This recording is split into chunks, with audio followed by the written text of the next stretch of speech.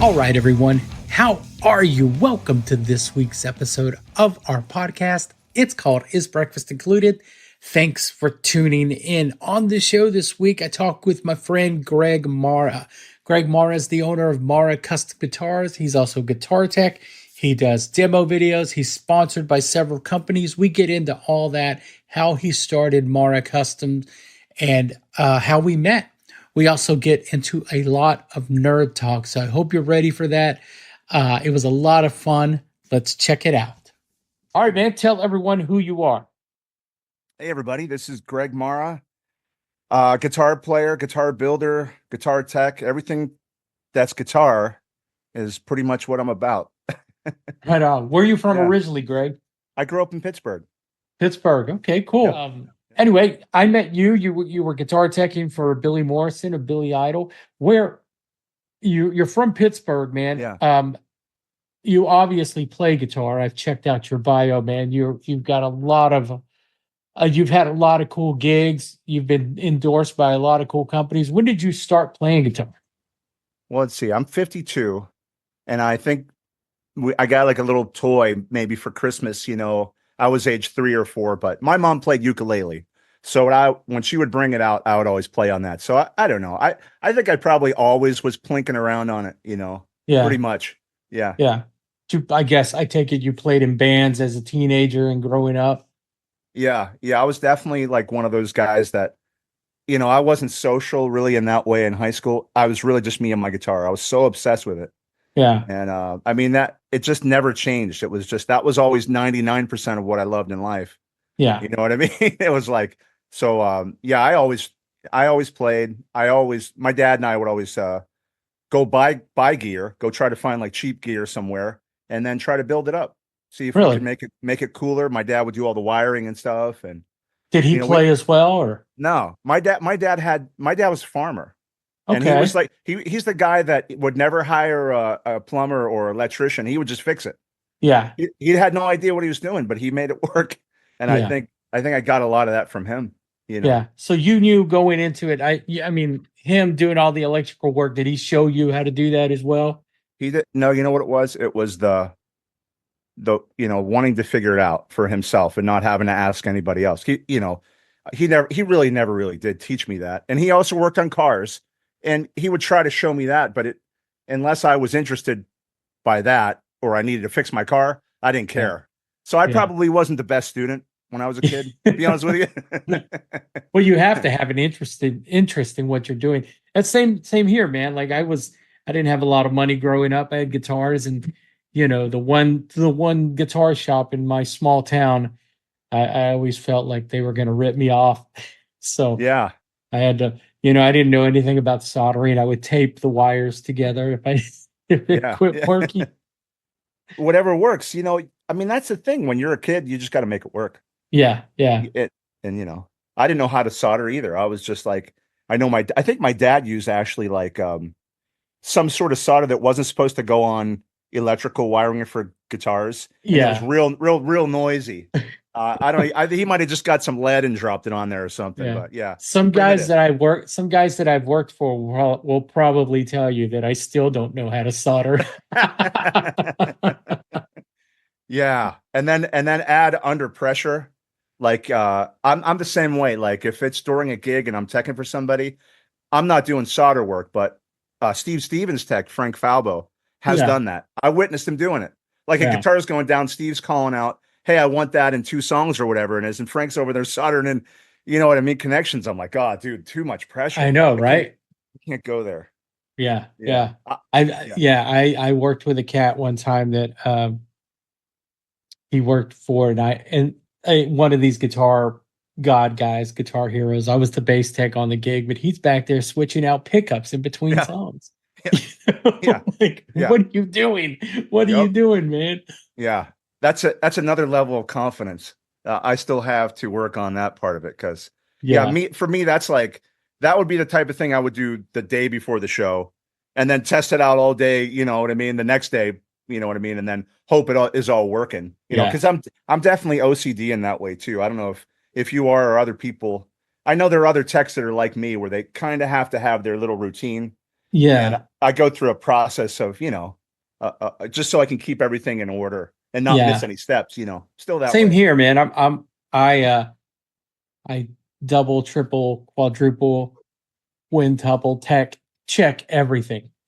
You know, I'm Yep. hitting notes as their band's walking on stage to make sure it's working. Right. Right. Right. Because that's Exactly. usually when it stops working. Right. Anything, Yeah. just as the show's about to start. Uh, when did you decide to start building your own guitars, man? That was a long, I mean, that was early on because, like I'm saying, my dad and I would always go find these guitars that people were basically giving away at like flea market and stuff. And then we try to make them better. Mm-hmm. And so that it's been since I'm a little kid doing it. And, probably I got to sort of rewind a little bit because even up to like 2 or 3 years ago, I wasn't great at fretwork. I wasn't really good at it. I could never perform a fret job from, a blank neck. I couldn't do it. But I got hired at Larrivee Guitars here in Oxnard. Yeah. And I just wanted to basically learn because the pay was like $16 an hour. I'm like, I just want to learn and I will, donate my time. But they put me into production and that's where I learned how to do all this, the real, sort of do it well and do it quick, Yeah. because you're in a production line, you got 7 guitars you have to fret each day and they have to be like Sweetwater perfect, you know what I mean? Because they're going to nitpick it. So Yeah. Yeah. honestly, there's many years in there where I would just go hire a guy that could do it well. And I was never great at it, but I would hire guys. So, there's like pockets in there where I'm definitely like the last 3 years, I've definitely really ramped up my skill level. And but a lot of Yeah. years I just hire a guy Yeah. and see how he Hire a did guy it to work for you to do to your work. Yeah, to work on my guitars, Okay. because I know he's going to do it quick, and he's going to do it, if that's his skill set. But now that's the thing. Like I'm saying, it's like I didn't know how to do any of it, right? So I would just hire a guy to do it. But now, after working at the guitar factory, I've done probably over 1,000 guitars. So now that's the type of thing where during a show I'd do fretwork. During a show I wouldn't do electrical because I didn't get to that level. You know what I mean? Yeah. Yeah. I'm Yeah. still at a very basic looking at a wiring diagram and making connections, kind of, wiring guy. But as far as Yeah. like fretwork, I would say if there's anything I do really well these days, it's probably that because I did so many. And so you have to do it quick, you Yeah. know. Yeah. Yeah. Yeah. So that's one thing you're confident with doing. If there's anything that, they always say that like a music teacher, you don't really want to get one guy that like can do it all because he doesn't specialize in maybe one thing. Or maybe he does and the other ones are weaker or whatever. That's that old saying you'd always hear that. And I just feel like fretwork's my one specialty where I'm really, some of the things that you'd see, dude, when it's like, you'd see other people that would slot the fingerboard and it's just all blown out. The ebony just blows all the way out. And then you basically have to reconstruct it around the fret slots Yeah. with ebony dust and glue and blend. And you got to make it look that you can't tell. Doing so many of those, that's really why I'm saying that. And, but yeah. So you So got your 10,000 hours, you think? I mean, I definitely packed it into just a short time, but Yeah. yeah. And that's the thing, I'm always going to try to keep leveling out my skills. Right now I'm working on getting really good at finish work just because, once you know what to look for, when you look through the finish, the gloss coat, you can tell where, you lack in skill, but there's always going to be a specialist out there. And for paint finishes, if I don't do it myself, I'll get Pat Wilkins, who does all the big guys here in LA. And Uh-huh. he's very reasonable. So if someone has a special paint finish they want, I'll just hire him. And I know for the price that he gives me, I can still make a little bit of money on his finish. You know what I mean? So Yeah. it's Yeah. a Yeah. really Yeah. good deal, but I'm still working it out. I mean, I could hand you one of my guitars and point out all the stuff where I'm like, oh, I struggled there, or you know what I mean? Are you that guy that you can't That's just me. hand him a guitar? Like, here, check this out. You're like, oh, don't pay attention to that. Yeah, exactly. Yep. And Yeah. you've also been endorsed by several Fishman. You're endorsed by Fishman. You were endorsed by Sully Guitars Mhm. at one point.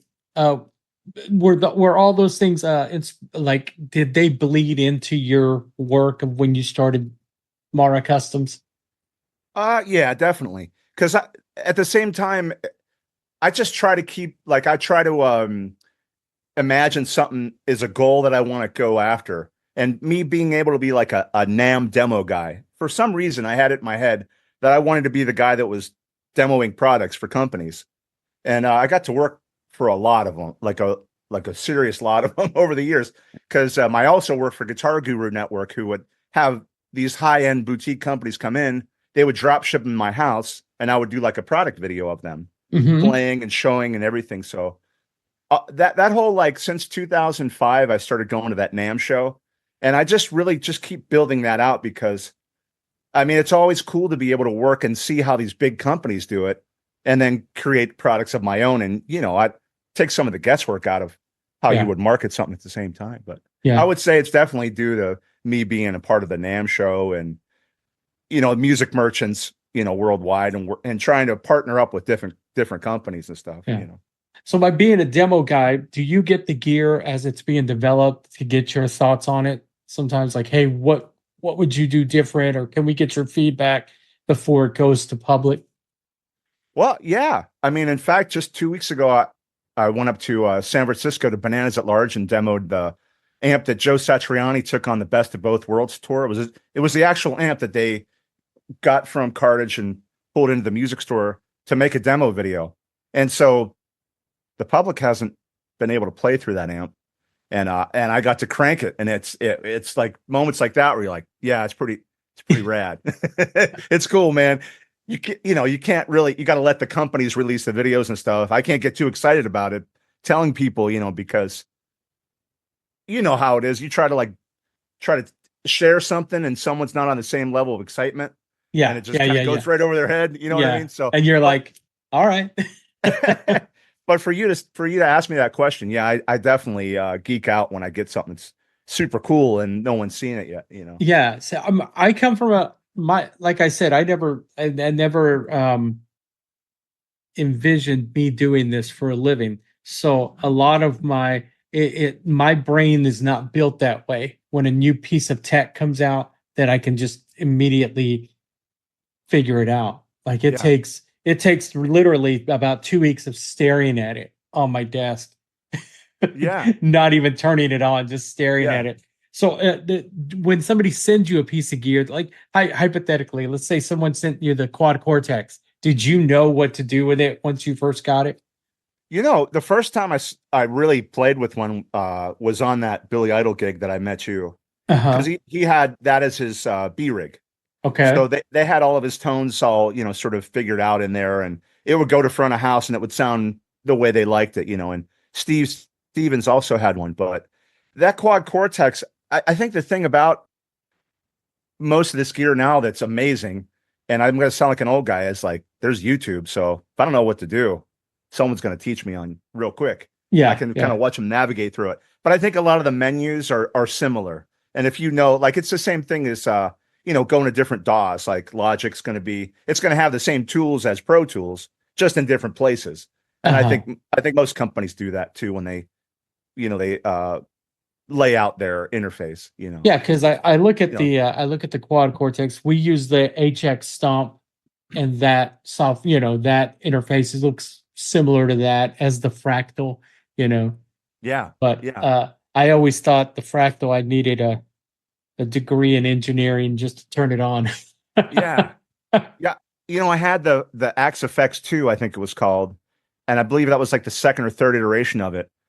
And man, you can go so deep with it that you're just like you find yourself not playing as much as you're turning knobs or adjusting settings. Yeah, To be honest with you, I love a tube amp and a speaker, yeah. So a you'd speaker prefer to cabinet. just spend that time playing. Yeah, yeah. In fact, my whole setup now, if I have to record, is using IRs. So I'm using the reactive load box with IRs in my DAW, and I'll have one amp in the room so I can get a real natural response. But Uh-huh. then it's recording into the DAW, and it's an IR with it's still a tube amp, it's still the same amp, but Yeah. it's just going through the IR. So yeah, Right on, man. I haven't been able to kind of get the feel for digital yet. And yeah, I don't know about you. I don't know if you're feeling digital yet, but I'm still not there with it. I don't play live, but just being here at home, it takes me a while. I'm like you. I like amps. Yep. You know, I like the sound of a Marshall. Oh, You know, yeah. although never- I was just I'm a little late to the game. I was introduced to Friedman amps, Oh and man. and those Yeah. things are killer, man. Yep. You know, Yeah. you Yeah. know, Absolutely. Yeah. and There are a lot of there's a lot in that. I mean, Van Halen for starters. That's my main guy still. I mean, it's just, I don't think it's ever going to change for me. Even when I was a little kid, I mean, you say you saw Van Halen back then. I didn't see him till I think 2007 when they came back the first time yeah, with Wolfgang on bass, yeah.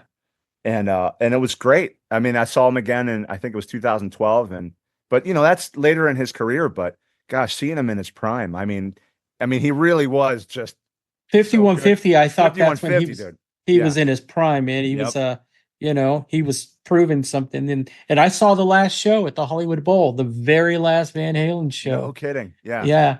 I heard that was great too. It was amazing. They did Yeah. 2 nights at the Hollywood Bowl. We went the last night and didn't know it was going to be the last show. But Yep. it was the last show of the tour, and then it turned out to be the very last show.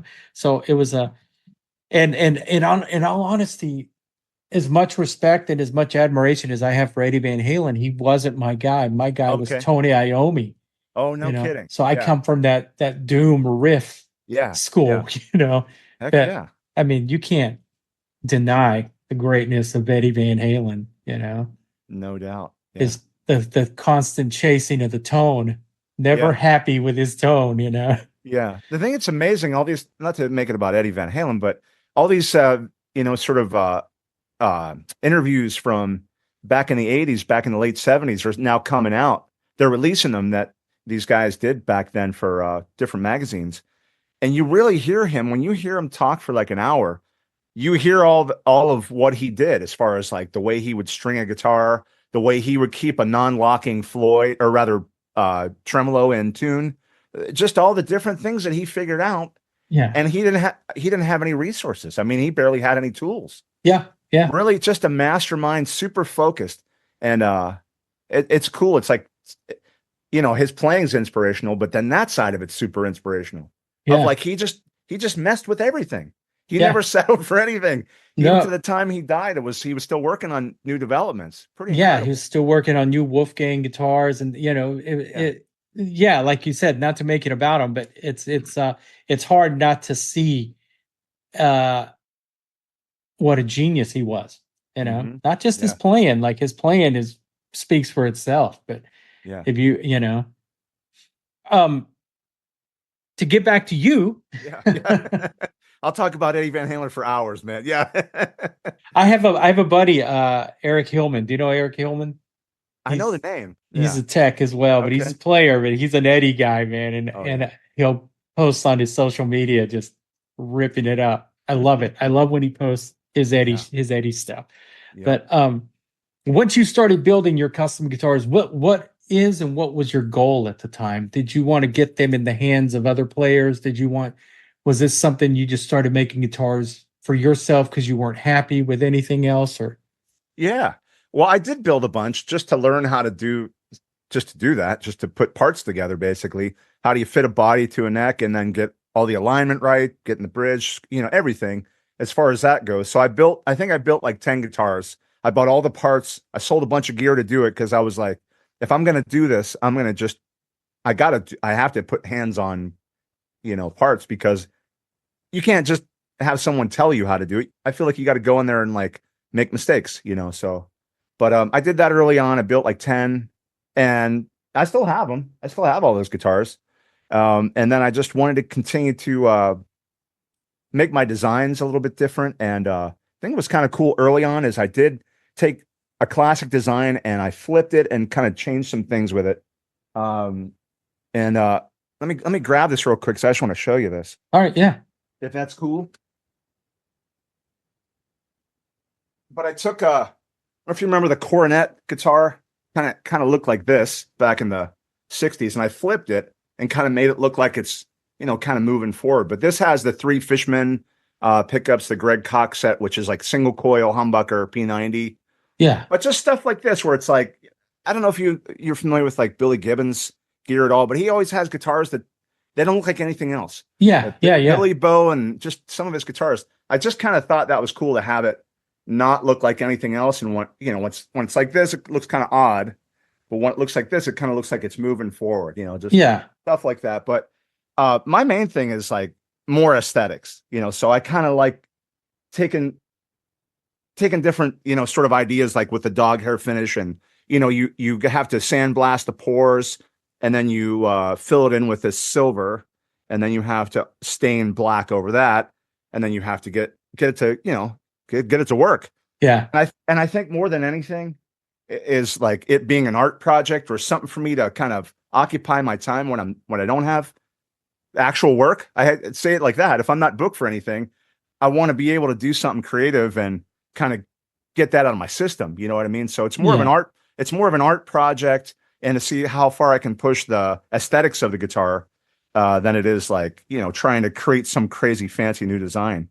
But I do have some artists. I mean, early on, I sold a bunch of them, and then I had a project come up that took me off building for like 6 months. But I have Greg Chason from Badlands, and I built him a bass.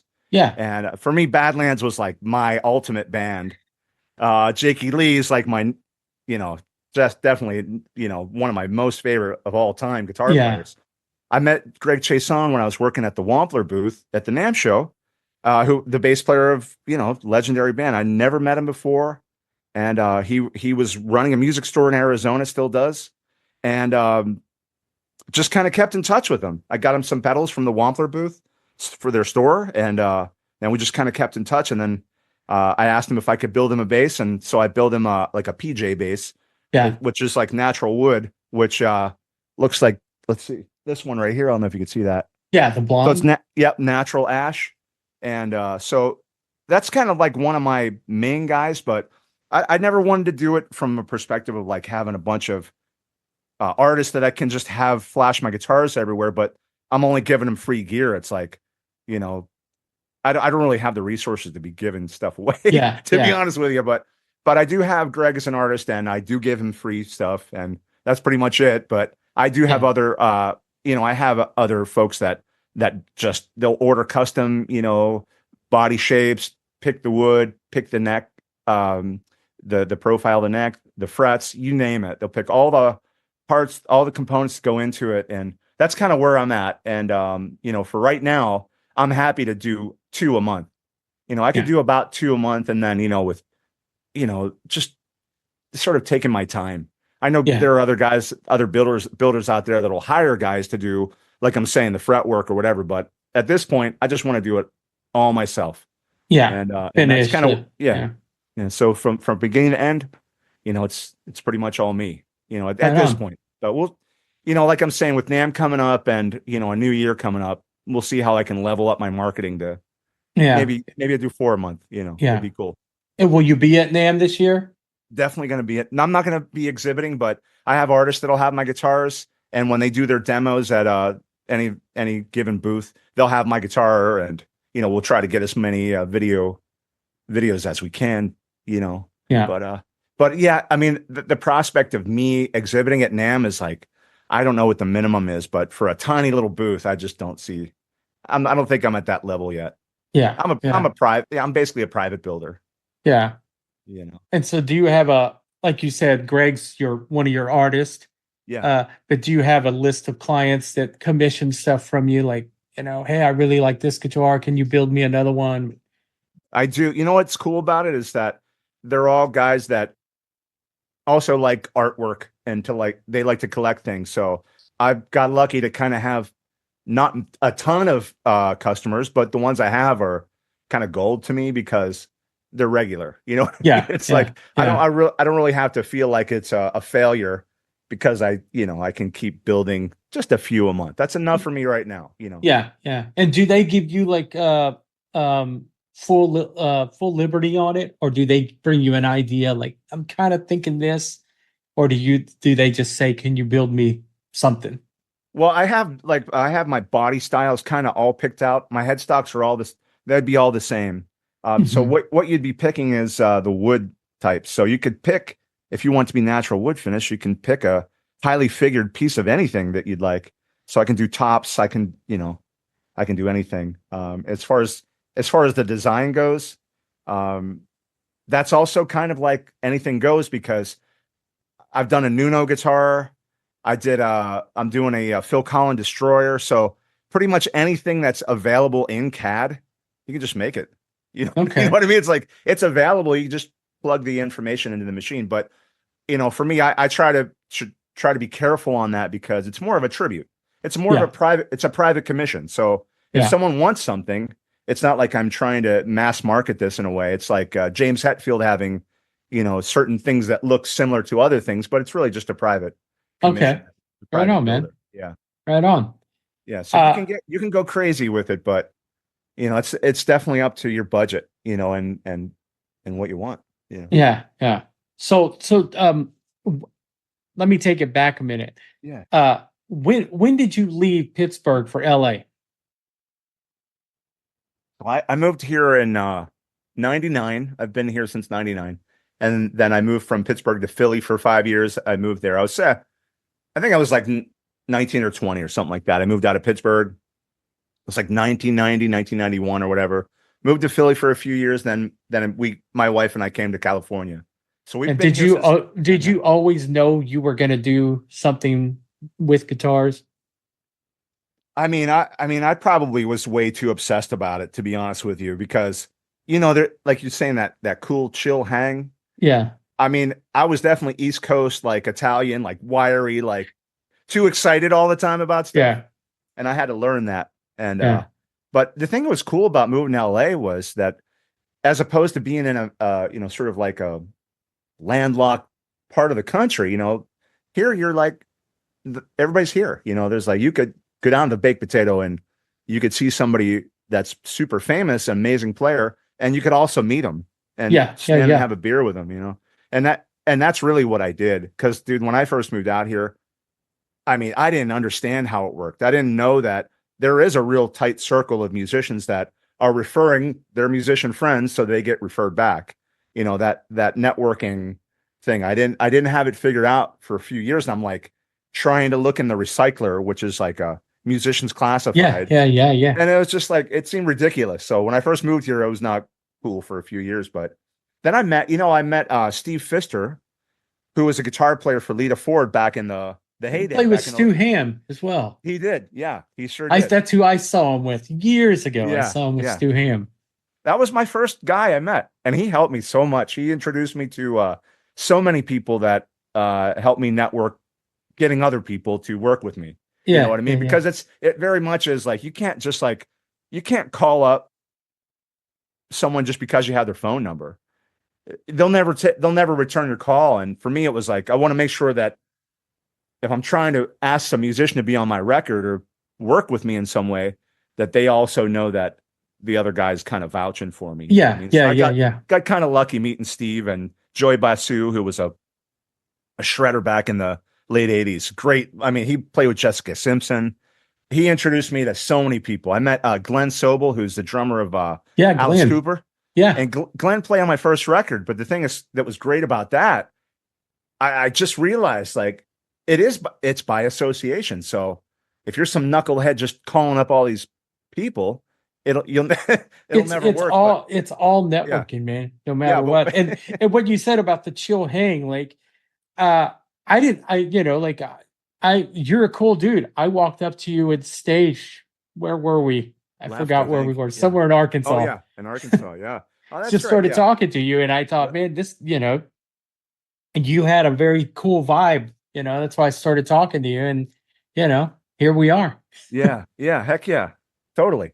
It's a good. You know what, the thing? It's funny. Not to get into my own topic, but it's cool meeting you too, because I also met, like, that whole Canadian run that we were on, was like pretty much all of August, and there were shows in September, and I met a ton of cool techs. I Yeah. feel like every tech that I met from anywhere was like, this is a cool network of people to get into, Yeah. because everybody is really relaxed, especially at like the arena level. It was like, it just made it so that you didn't feel like someone was uneasy. Yeah. Everybody, you got this, and it was like, that was really very cool meeting you too. Yeah. It always makes me nervous when I start to meet techs that are very nervous, to use that word, nervous Yeah. or uptight, because I'm like, man, we're supposed to be chill. We're supposed to be having a show here. And even though I am nervous, and I try and keep that inside. Yeah. Yeah. I mean, to be honest with you, this is the highest level thing I had done this year with working with Billy Morrison and the Billy Idol band, because I'd never done arena level stuff at all. So the guy that they had, he had some stuff that he couldn't continue with the tour.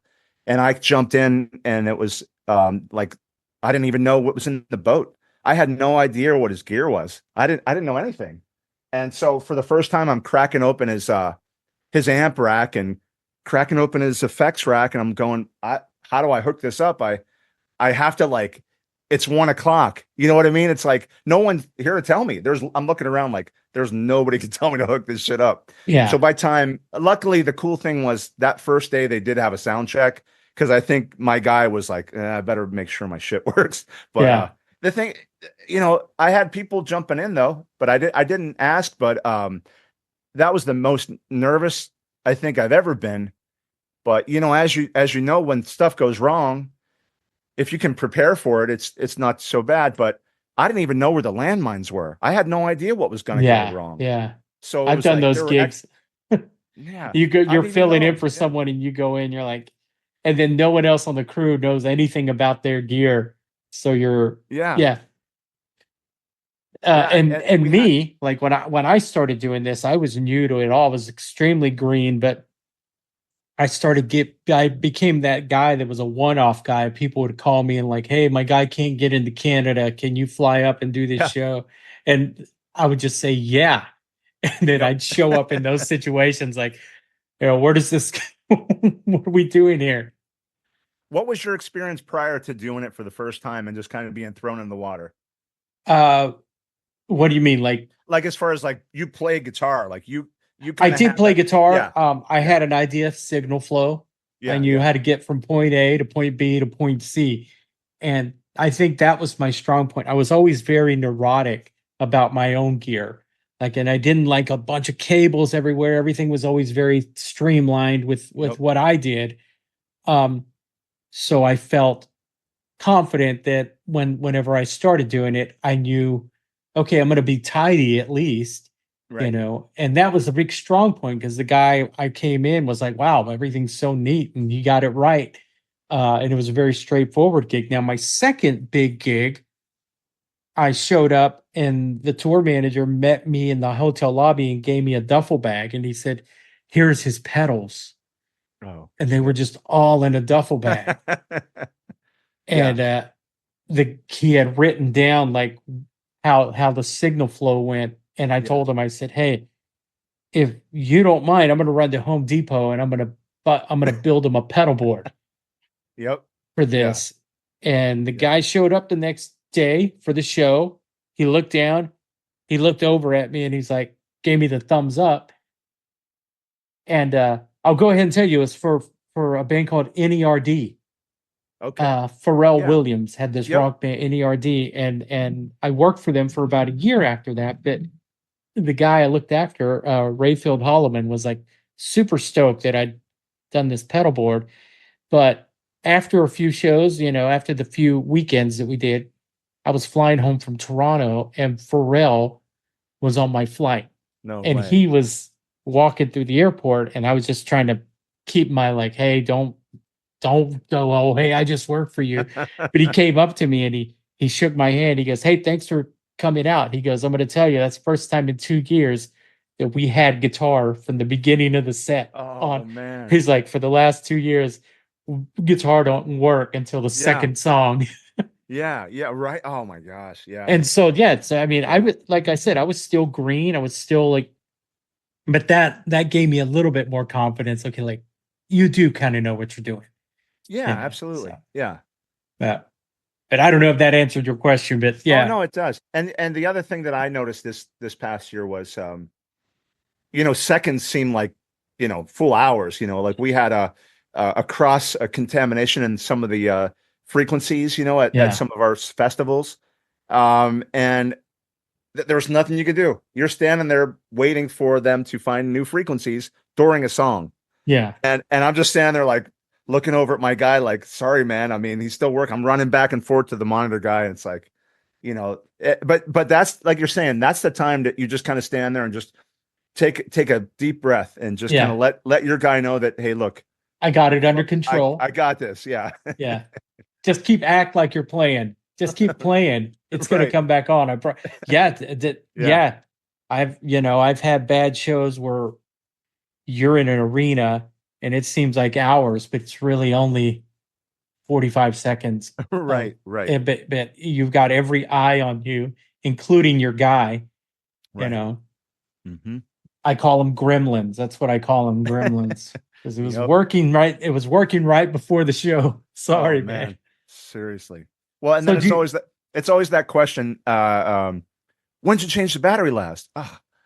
Dude, like an hour before the show. You know what I mean? It's like there's nothing you can't do anything when the battery's dead and you're changing it during a show and he's got his replacement. He doesn't want his backup. You know what I mean? Oh my God. Like, sorry, man. There's no way to get out of it. Just change the battery here. The old battery thing. That's the first question they ask you. When did you change the battery last? I had an input jack go out on a bass that we only had one of. Right. And it's a fretless bass. And it went out on a song where there's a lot of fretless bass. And we're trying to figure it out on the side of the stage. And I look up at him and I'm like, it just doesn't work. So he hands me the bass back. He starts the next song, which is his regular bass. I open it up and all the connections on the jack have come apart. And I'm like, how did this happen? Because he just played it 4 songs ago. He just played this bass. But like you said, you can't do anything about that. Yeah. You just take the hit and you got to leave it on stage. I work with I work with Jimbo Neal. Do you know Jimbo Neal? He worked with some big names back in the day, like the stuff I loved. And I wanted to ask him a million questions. And because he worked with Steve Vai and David Lee Roth on a Skyscraper tour and Paul Gilbert and all these guys. I'm like, oh, man.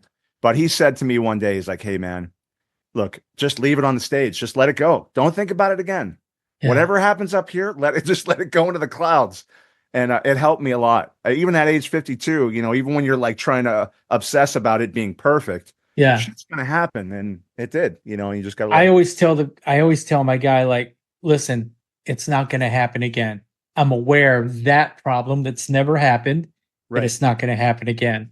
Right. And then I just have to tell myself, like you said, to leave it there and make sure it doesn't happen again. Let me add it one more thing to my checklist to check every day now. Right. Yeah, exactly. Yep. But so did you like touring at that level? Did you like doing that? Some things I loved. The thing that I have to maybe coach myself a little more on is the downtime, say we would roll into town and, everybody's hanging out. It's like 7 a.m., right at the hotel. And I want to go to work. I'm not trying to go back to sleep until noon. Yeah. And that was my problem. Is like my time management was a little off for the whole time because I didn't really necessarily like being in a hotel room. I'd rather sleep in the bunk, and I'd rather, it's just, there was something about being in the hotel room as opposed to sleeping in the bunk. Sleeping in the bunk, I got a solid 6 every single time I jumped in that bunk. I just loved it. But so it was it seemed like opposite of maybe what most people would expect, which is the luxury of, oh, how cool is it we have a hotel, or how cool is it that you can just hang out until we're ready to set everything up. We'll do let the stagehands work it out. And it's like, I didn't really correctly manage that. So in the future, I got to just make sure I have something to occupy the downtime, because that was the hardest part, really. Yeah. I love working. There's a lot of downtime. Yep. The hurry up and wait. Yeah. Well, for me, it was always like, once the guitar boat is where it should be on my side of the stage, I'll just stand there all day, go back and forth from catering, back and forth, maybe shut my eyes for a half hour in the bus. But I just loved it kind of hanging out because it was like a 6-week tour that we did of Canada this year. And I knew it was like limited. I knew there was like, well, Billy Idol's not going back out till next year sometime. So Yeah. I try to enjoy each day and not neglect for me, it was just not that I was neglecting it, but to just stick with the guitars all day, retune, change strings, try to change pots if I could, stuff like that, Yeah.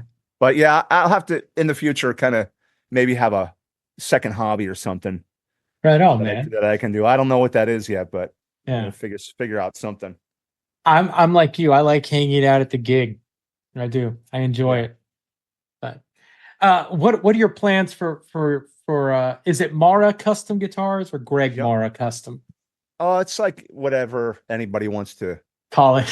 call it. Honestly, I started off with using my initials and no one got it right, including it was kind of cool early on. That guitar I picked up, that was actually in I think it's Vintage Guitar Magazine. They reviewed the thing, and so that was a nice win early on. But I was calling it GJM, and even in the when they put my name in the table of contents, it's wrong. So I'm just like, I just changed it to my last name, and my YouTube is Greg Marra, and the website's Greg Marra. So Marra Custom Guitars is kind of what I'm calling it. Yeah, you do a lot of demos on your YouTube. I gotta get back into it, man. I mean, really, probably video is what I have done the most of any job, really. And I got a bunch of cool cameras and stuff. And it's like when I have time to sit down and kind of get into that routine, I like to pump out a lot. But now that NAMM's coming up, I'll have that opportunity to sit down and kind of make some product videos. And I'm maybe I'll run this by you. You're one of the first people that I'm running this by.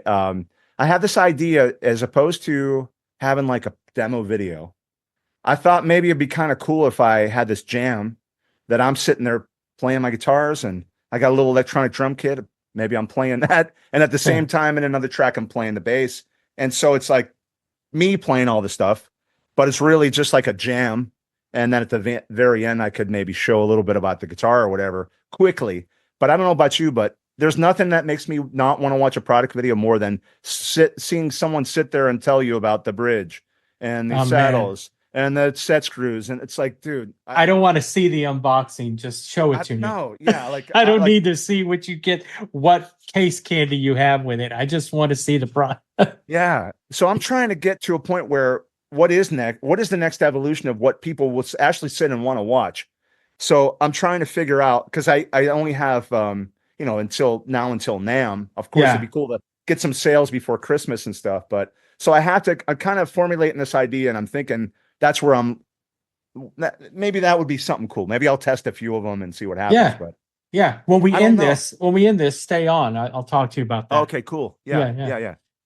So what, do you have anything else coming up with Marra? Where can they find you online? Yeah, you could just type in Greg Marra, and my last name has 2 R's in it, MARRA.com, and then that takes you right to the guitars.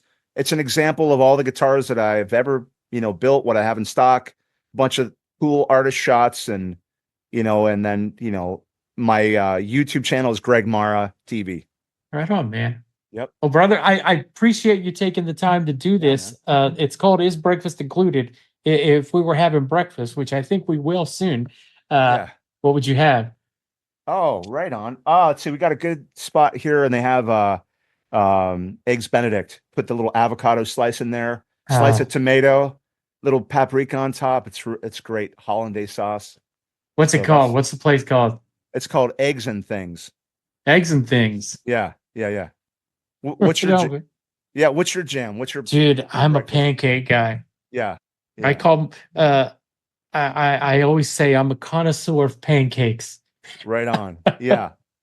Well, next time you're out here, man, you got to check it out, because they give you this little crepe thing, which is like a real thin pancake. Yeah. Put this, they make this jam, they put it on top, little powdered sugar. It's fantastic. Oh, I'll hit you up. Let's do it. Well, brother, it was good talking to you, man. I appreciate you taking the time to do this, man. Thank you, man. I appreciate it. Right on. Greg Marra. Marra Custom Guitars, man. Check him out at gregmarra.com. check out his designs, check out his guitars.